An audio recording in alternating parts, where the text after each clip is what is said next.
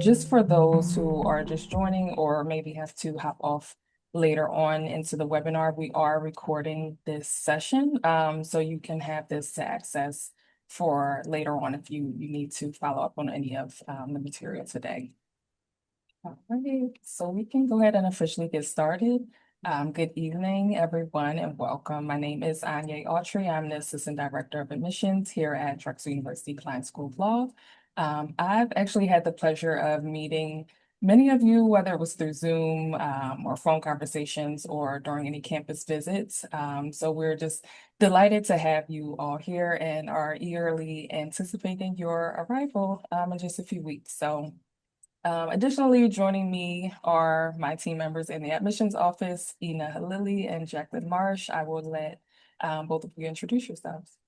Hi, good evening, everyone. My name is Jacqueline Marsh. I'm the Associate Director of Admissions. I agree with everything Anya said. It's so great to welcome you, and it's great to have you here this evening, and we're looking forward to seeing you here at the law school very soon.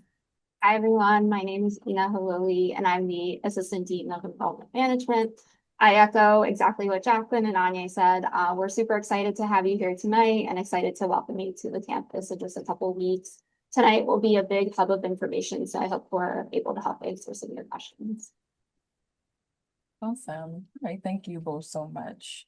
All right, so before we get started, I just have a few announcements. As you prepare for orientation, just please be sure to check your pre-orientation checklist to confirm that you've completed all of the required steps. This includes sending your final transcript, setting up your Drexel accounts, and submitting your photo for your Dragon card. And most of you have already completed these requirements. This really just serves as a reminder to those who may still be finalizing any items. And if you have any questions or need help confirming whether an item is complete, please reach out to us at our law admissions inbox. Right. Thank you, Ina. Our links are in the chat. All right, so I'd also like to go over today's session structure. Each faculty member will introduce themselves and provide an overview of their summer courses, along with any key considerations as you prepare for the upcoming semester. So we'll hear from Dean Kevin Oates, who is our Dean of Students in Administration and is also teaching contracts, Professor Pamela Quinn with Civil Procedure, Dean Donald Tibbs, who is our Dean of Academic Affairs, teaching criminal law, and Professor Claire Coleman, who is our our Director of International Student Programs, and is also teaching Legal Methods 1. And so additionally, we also have Dean Teresa Gallo, as our Assistant Dean of Academic and Student Services, who will speak to all things orientation and pre-arrival notes. And then before I officially hand it off to faculty, please take a moment to locate the Q&A button at the bottom of your screen. Please use the Q&A feature during the session to ask any questions or if you have any questions for our admissions office, for your faculty members, or for the Office of Student Affairs. We'll be monitoring the questions in real time as we go through the session. And you can also view them at any time and we'll be responding to them live and towards the end of the session. So just keep in mind that it is separate from the actual Zoom chat feature, which we'll only use for sharing helpful links and contact information. Right, so without further ado, I'd like to now turn it over to our faculty members. Dean Oates, would you like to get us started? Sure. We actually have a student who's raised a hand and there's a question in the Q&A. I'm not sure if you want to address those, Anya.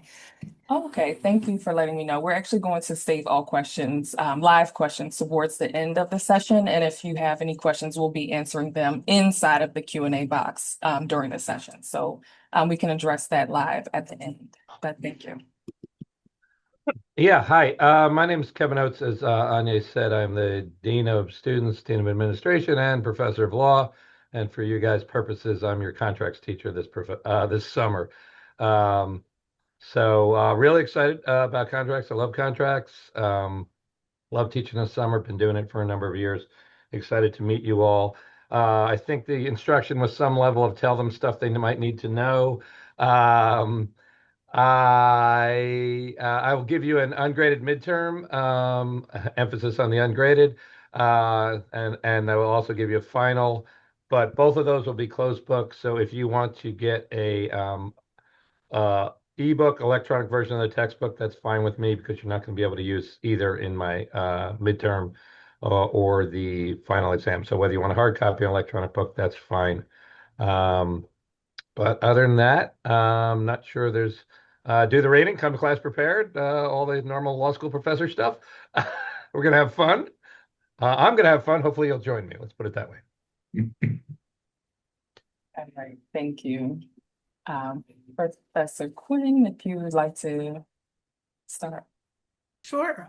So I am Professor Pam Quinn. I'm teaching civil procedure this summer, and I think that civil procedure is a smaller section.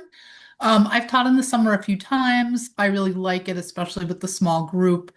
We're able to, I think it it's just easier to cover material when there are fewer people. In terms of I guess the most important information for your purposes now. I mean, I'm happy to answer questions and I'll put my email in the chat, so feel free to reach out if you have any.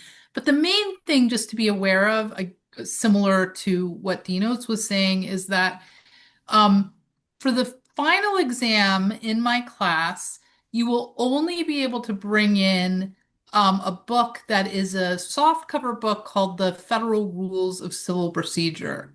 So that particular textbook should be purchased in that hard, I mean, it's not hard, it's a soft cover, but it's like a real, not a virtual book. Everything else is up to you. You won't be able to bring it into the exam, so if you prefer reading in an ebook, you can get that. If you can find a used copy, fine. But the one thing that you really will want to purchase is that federal rule book and have that so that you'll have the book that you can bring in with you to the exam. Anyway, I'm really looking forward to meeting everyone and should be a lot of fun. And as I said, happy to answer questions. Just feel free to email if you have any. Thank you. Thanks so much. And as I mentioned, we are just adding contact information in the chat so you can find everyone's information there. But moving forward, Dean Tibbs. Hello, everyone. My name is Donald Tibbs. I am the Dean for, oh my gosh, Academic Affairs at the law school. And I'm also your professor of law for criminal law this summer. So you will have me for criminal law. I am super excited to be teaching this summer. This is my second summer actually teaching. And the first summer, I really, truly enjoyed it. I too, like Professor Quinn, will have one of the small sections, the AJDs.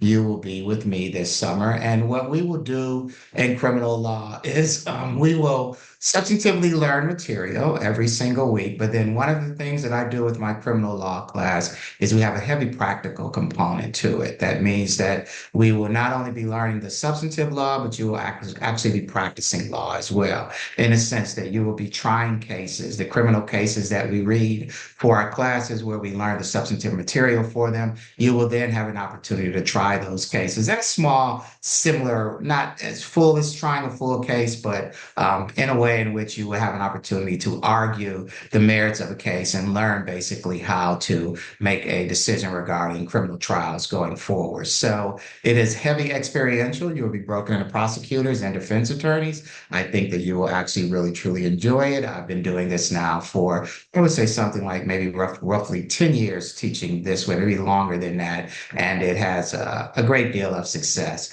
As far as the exam is concerned, you'll have one final exam for me at the end of the semester, but we will have lots of practice to prepare for that exam throughout the entire summer.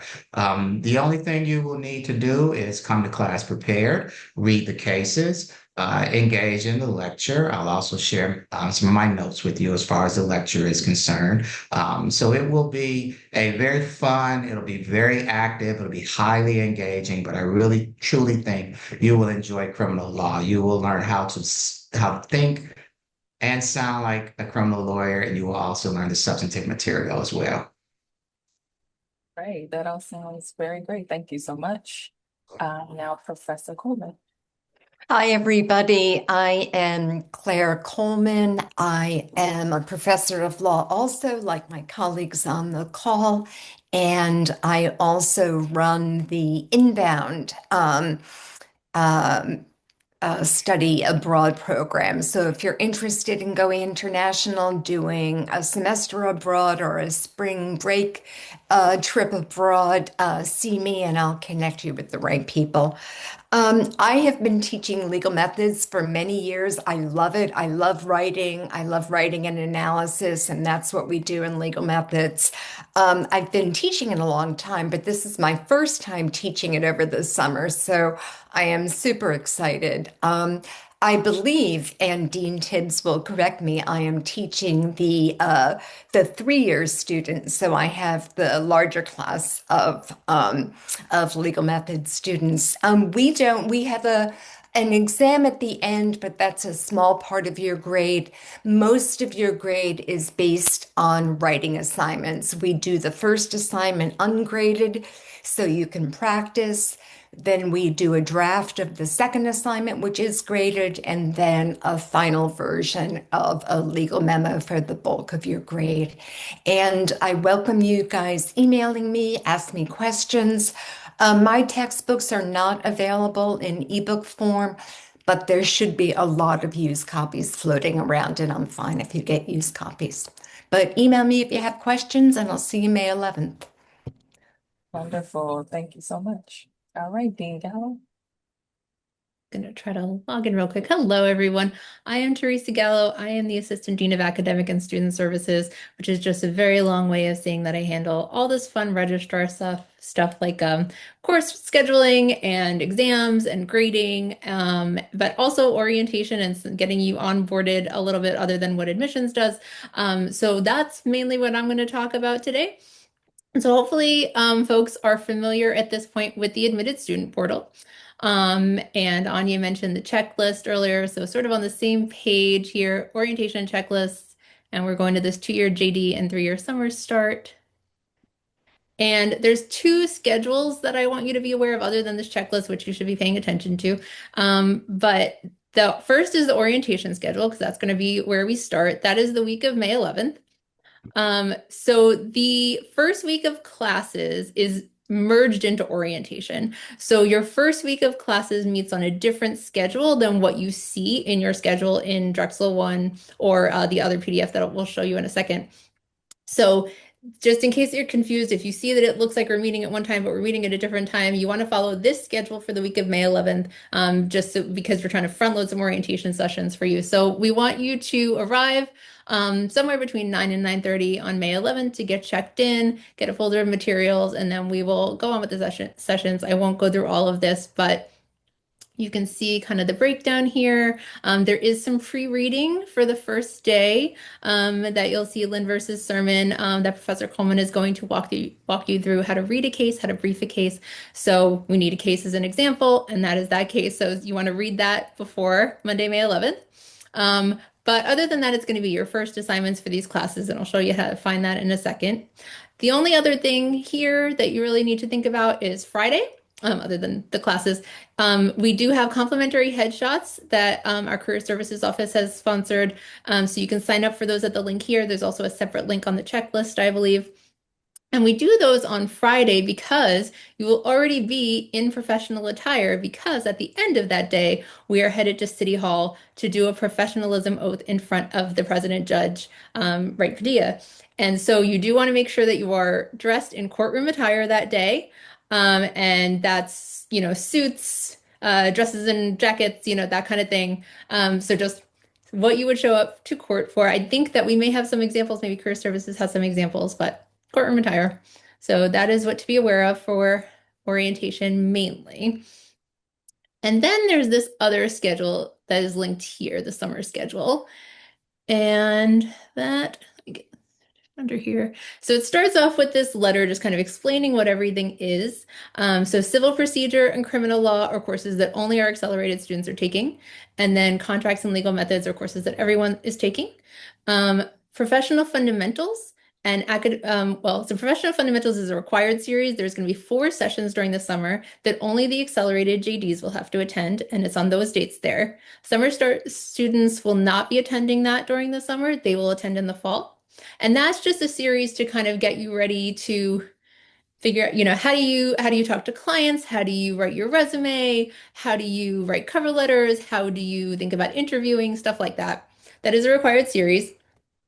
And then academic skills is a series that will meet here. I'll show you in that same time slot on your course schedule. Academic skills is not required, but it will be on the weeks that professional fundamentals is not meeting. And that is run by Professor Galto, who is teaching the other section of legal methods. And that is a workshop series around things like, how do you outline, how do you approach exams, things like that.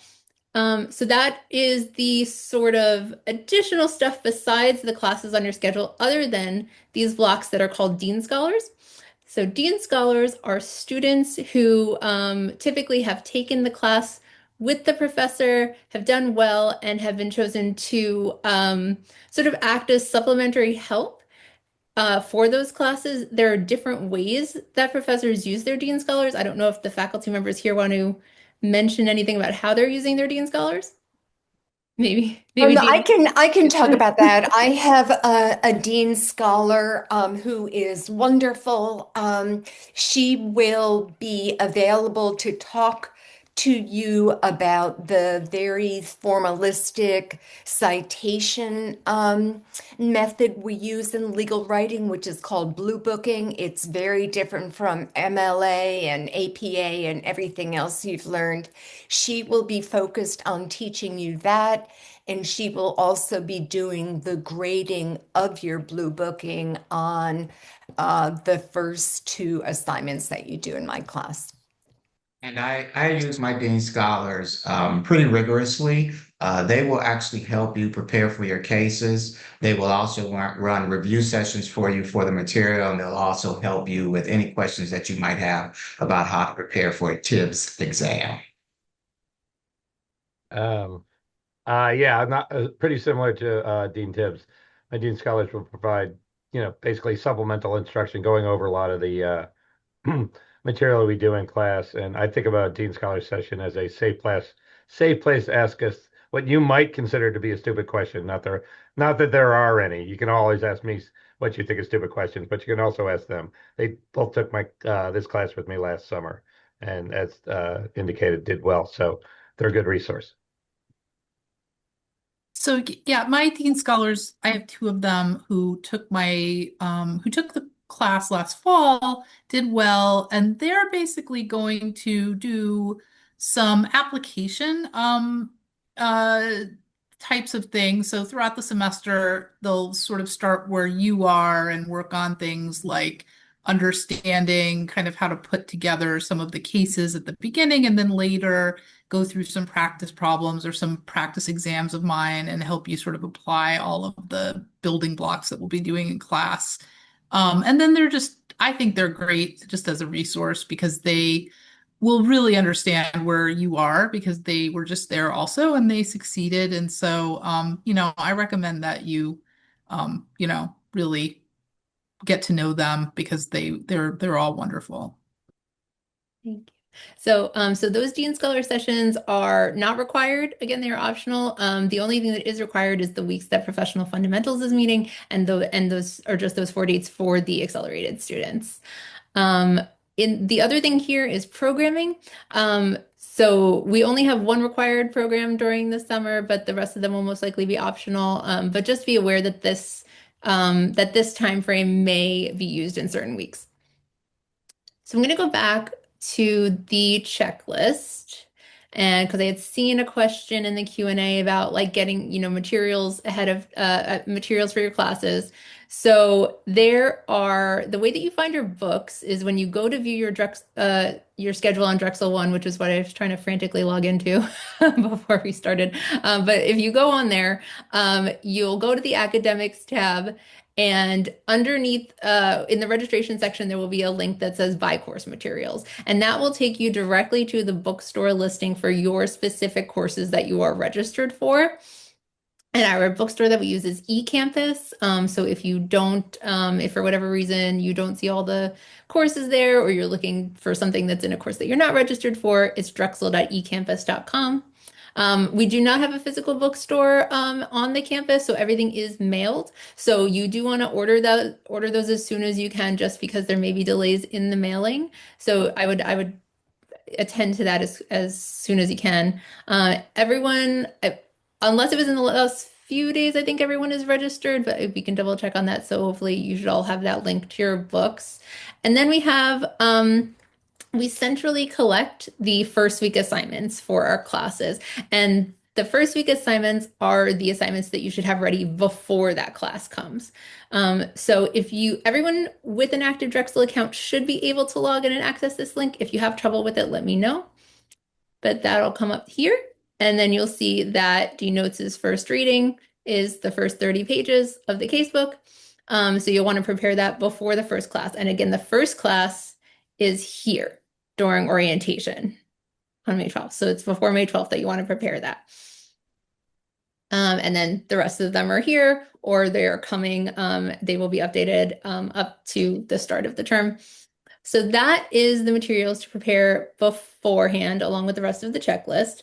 The only other thing that I want to mention is I'm also the liaison for students with disabilities. So for anyone seeking accommodations, that process starts with our University Office of Disability Resources. It doesn't start with the law school. So you want to look at their process and the medical documentation that they're going to require and get that started. And on a related note, I just want to say, just because we see this a little too often, if you are relocating to Philadelphia and you will not have your regular doctors or providers or pharmacies here, try to make a point to get set up with what you need before you start law school. You're not going to have any more time than you have now once you start law school. So please get yourself situated with what you need before you get here, just to get yourself in the best possible starting place that you can be.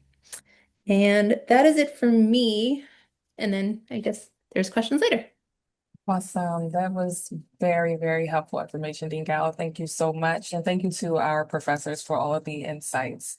All very helpful. So now we will open the floor to questions. Again, all of the questions that have come in the Q&A have been answered for you all to view. You can drop any additional questions in the Q&A box or raise your hand, and we can answer your questions as they come. And we did have a hand raised earlier. Happy to answer that question if it hasn't already been answered. Yeah, and actually, if you're comfortable, I'm happy to allow, any student to talk that has their hand raised. So I will press that button to allow you to talk. It looks like Chase, you had a question, so feel free to just ask right in here. Hey, sorry, nice to meet everyone. I don't think I had a question, but might have accidentally hit the button. Oh, no worries. Thank you. No worries. Thank you. All right. Can I mention a couple things while people are trying to get their questions together, if that's okay? Absolutely. Two things come to mind. When Dean Gallo did the orientation schedule, she mentioned the fact that Friday we'd be going to City Hall. It's on that schedule, but you should realize that that day we are at the Kline Institute of Trial Advocacy for the programming that day, which is at 12th and Chestnut. So the first 4 days orientation are here on campus. I'm pointing because I'm sitting on campus in the main law building. But that Friday, classes and everything, including headshots, will be at the 12th and Chestnut building, Kline Institute Trial Advocacy, and then we'll walk over to City Hall for the pledge ceremony. So that's one thing. The other thing is, if you would like to make myself and Dean Gallo happy, and who wouldn't want to make your Dean of Students and Student Services happy, get your immunization paperwork in now. If you haven't got it, go get it. Call your pediatrician, track him down. You will not, as Dean Gallo said, have time to get that done. If you fail to get that done, the university will slap a hold on your account. it will be bad, and neither Dean Gallo or I will be able, or anyone at the law school, will be able to remove that hold. So get the immunization paperwork done. It's one of the biggest things we end up chasing new students for. And so let's be the first class that gets it all done before the first day of class. Challenge thrown down. Okay, I'll stop now.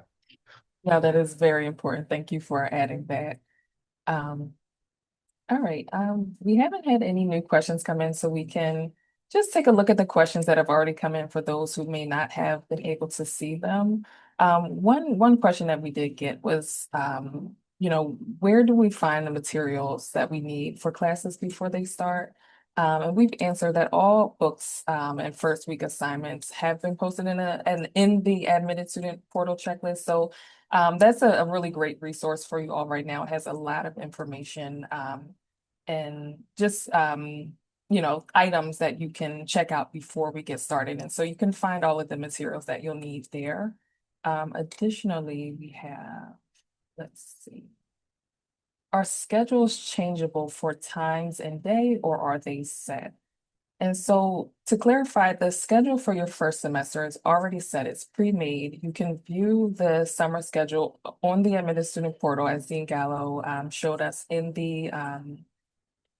and we have it linked in the Q&A as well. If either of you need resource or access to that, it is found in the Q&A box under the answered questions. And that is really just inside of your admitted student portal checklist.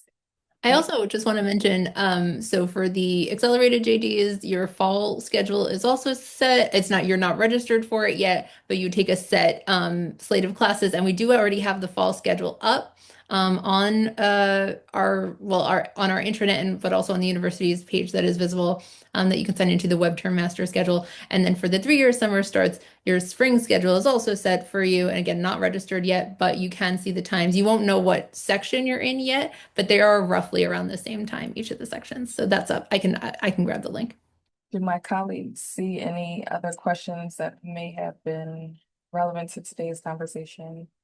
There were some questions about parking and as well as SEPTA. There are parking passes available. We do have a garage at the law school. It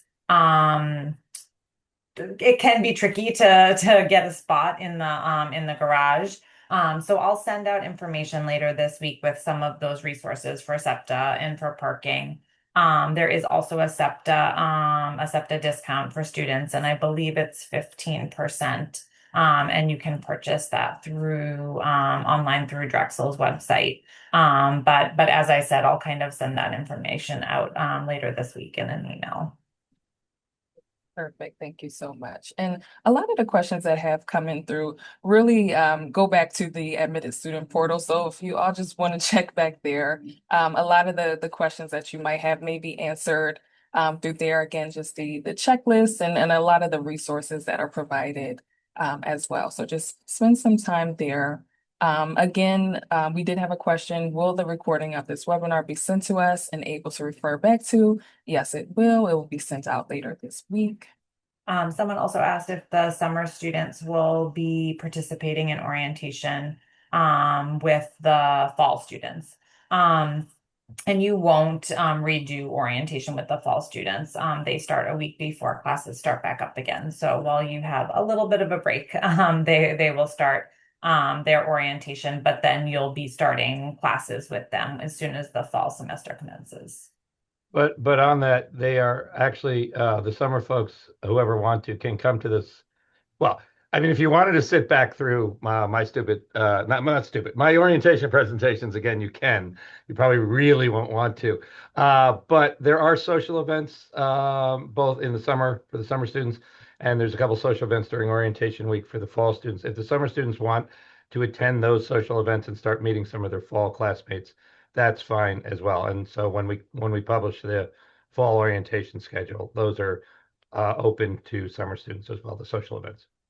We have another question. It's in terms of ordering books beforehand, roughly how long does it take for books to arrive? So I don't know what they say. I think they'll say that it doesn't take very long, but I will say that in the past, it has sometimes taken longer than they have indicated, but that doesn't mean that will happen this time. But just to be aware that I would give it, you know, I'd give it like at least a week just to be safe. I would echo Professor Quinn. I would get on that as quickly as possible as far as getting your books are concerned, because when you start classes, we will expect you to be prepared for the reading. And so you don't want to get behind very early on in the semester. So try to get those books as quickly as you possibly can. There's actually another question that come in. If were not attending school during this past year, are transcripts that we sent in our application considered complete? Yes, they are considered complete. Those are for students who have just finished their studies or are currently um, closing out their studies. So thank you for your question. Will the law library be open 24/7 during the summer? That's a great question. I'll take that one. It will be so law students have access to the law library 24/7 by including the summer by means of a Dragon card, which is your university ID. So that'll get you in there. It is not staffed 24/7, unsurprisingly. So there won't be people behind the reference desk or anything like that to help you. Those hours will be published, but law students can get access 24/7, but we ask you not to sleep there, to please go home and sleep at your home. But yeah, you can have 24/7 access in the summer as well. I know we've spent a lot of time just reviewing the Q&A box, but I also want to direct your attention to the chat room as well, the chat feature. We have posted a lot of resources in there, from contact information to links, helpful links and resources. Just please check those out and see if any of those are helpful for you. Looks like everything that was in the Q&A box has been answered, but yeah, if anyone has any additional questions after this webinar, feel free to email us, call us. We're definitely happy to chat with any incoming and burning questions you have. And it looks like one more just came through. That is there a shuttle to the trial to the Kline Institute of Trial Advocacy. And I believe that's for the week of orientation. Is that right? The only day we're down there that week is Friday. So there is not a shuttle that goes down there. It's accessible both on foot, on public transportation, either through the subway or the trolleys that are right outside of the law school. So I would assume that a bunch of students will go together. Here's a helpful question. Does Drexel provide printing for students who may want to print off reading? We've answered that yes, students do have access to the printers in the library here at the law school, and that you will receive a complimentary $20 in printing funds for each semester. We do have one question directed at Dean Oates. We want to know, is a donkey a vehicle? Donkey. Is a donkey a vehicle? I don't know. He's a vehicle, yes. Is he a motor vehicle? That's a completely different question. Yes, I think a donkey's a vehicle, because a vehicle transport people or things from one place to another is my idea, my thought, and a donkey will get you from one place to another.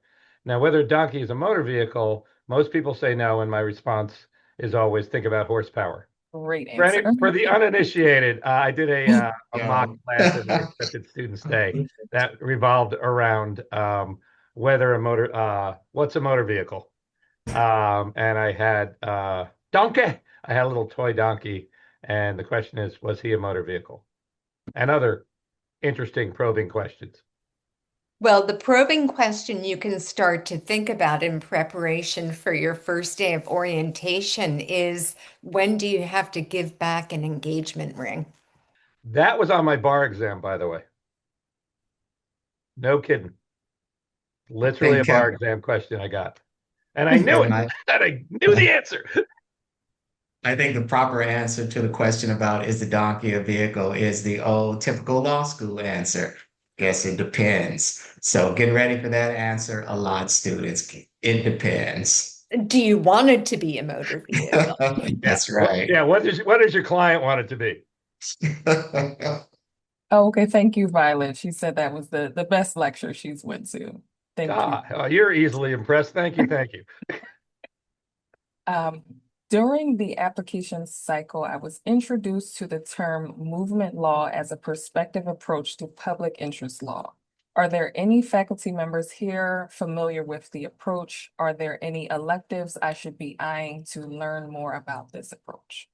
Well, I mean, we got a lot of public interest courses, but I'm not sure any of them are directed at movement law or not, is my short answer. But we can certainly find out. If you'd like to follow up on that question or need any other resources towards that, you can always follow up with us via email. Um, Otherwise, it looks like we've just about had all of our questions come in, answered those that were in the Q&A box and those live. So at this time, I think we'll conclude the evening's webinar. I just want to thank you all for joining us. Thank you to our deans and our professors for sharing all of your insights. This has been very helpful for our students. We are truly excited to welcome you to the Kline community. Again, if any questions arise after today's session, or if we were unable to address your questions, please feel free to reach out to us at our law admissions inbox. All of our contact information, everyone here, our contact information is in the chat box for you to view and access. And yeah, you can reach out to us. We're always happy to assist. And thank you again. And we look forward to welcoming you soon.